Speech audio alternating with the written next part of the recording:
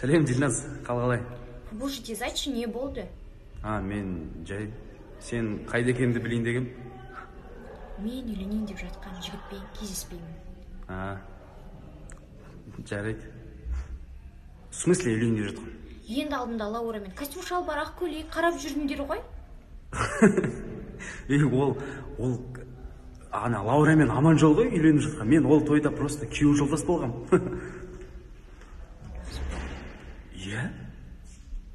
Сонда Лаура әйелің емес па? Жоқ, ада менің әйелім аты Светлана ғой. В смысле? Қалжыңдаймын. Алдияр, кездесейікші.